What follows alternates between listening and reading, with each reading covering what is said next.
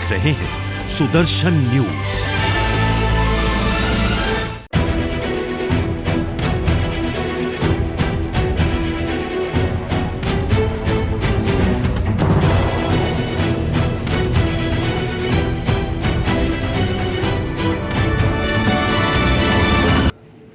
Honorable Deputy Chief Minister, Home and Border Affairs Nagaland for convening this meeting, despite the fact that the first session of the 14th Assembly session is on.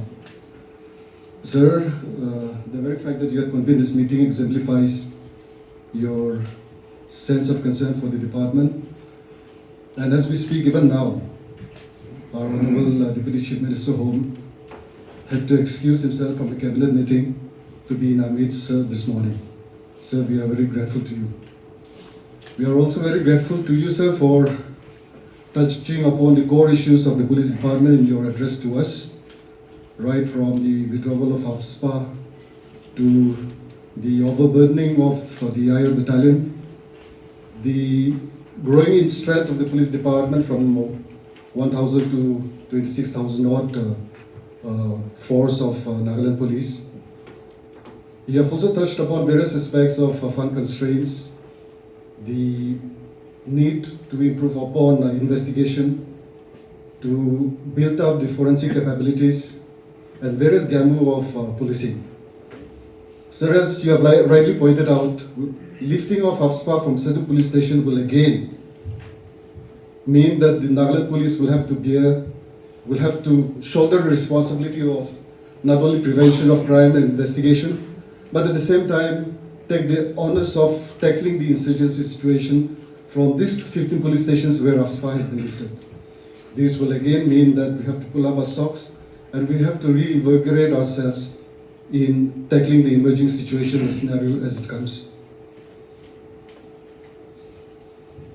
Nagaland Police, as was reflected in the speech of our Honorable Deputy Chief Minister Home, has a very unique situation wherein in the midst of plenty, we have shortages of manpower.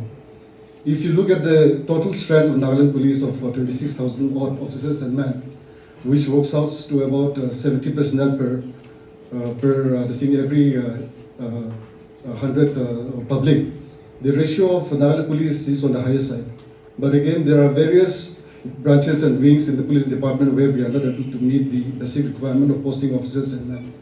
But I think this will come about when we rationalize the entire deployment policy of the police department. And since the Honorable Deputy Chief Minister has given us the clarion call of reviewing all the attachments within 2 months period, I think this is a right step in the right direction. And sir, PHQ will take up this task in the right earnest so that the manpower that is required for the basic policing is fulfilled. Sir, you have also touched upon a very important issue of overstressing the IR battalions.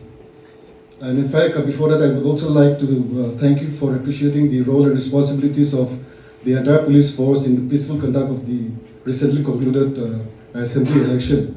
And therein, I am sure many of the unit commanders here would testify to the fact that whenever additional force is requested from the police headquarters, it was always the IR unit that was in demand. This has two edges. There are two sides to this demand for the IR forces by the unit commanders. First is the potential and the capability, the effectiveness of the IR units in tackling any situation. And on the flip side of it, like our Honorable Deputy CM has mentioned, the stress and the fatigue that can set up on the IR unit is something that we have to be worried and concerned about as police leaders. Sir, in this regard, police headquarters have constituted a committee wherein the entire deployment policy of the IR is being looked into. We are also planning to categorize the deployment of the IR units in various zones. And once the committee finalizes its recommendation, we'll be putting up to the DGP, and of course we will be taking your opinion in this regard to make sure that the striking forces that we have in the form of IRB is not fatigued. Sir, another important issue that you have emphasized upon is investigation, especially new age crimes. Crimes are taking place virtually every day in the virtual space. And sir, if you recall the CCPWC, cybercrime prevention against women and children training lab, which was inaugurated on 15th August 2019 by your very self in Kohima, have taken upon this onerous task of imparting training to all the cutting-edge cutting-edge police officers in the department. So this entire training program was of course hampered by the COVID in the recent 2 years, but it is my proud privilege to inform that we have been able to train at least not less than 150 officers, men and women in the police department in cyber crime against women and children. And the effort of the police headquarters will continue in this regard. Sir, another important facet of policing which I have highlighted is regarding the FSL. Efforts are on in the police department through the guidance of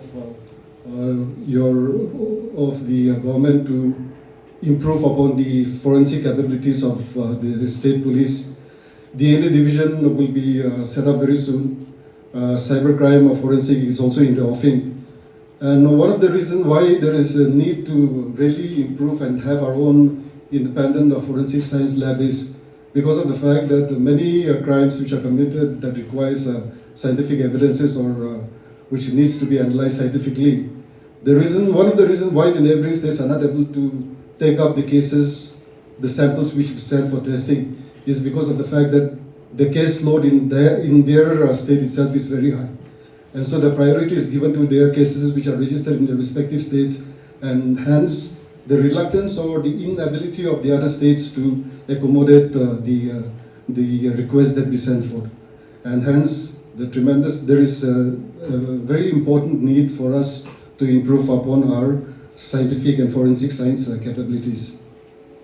Sir, you have touched upon all the core issues which are being faced by the police department. It shall be the endeavor of police headquarters under our respected Director General of Police to address these issues and to ensure and to make Nagaland police live up to its motto of service, sacrifice and security.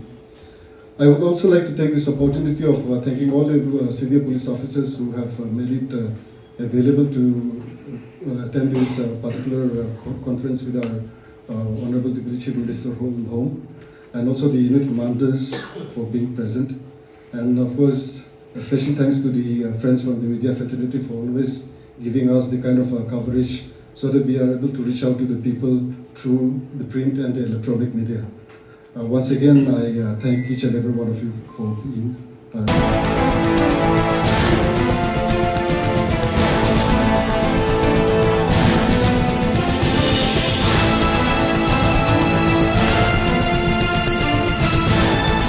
आप देख रहे हैं Sudarshan news.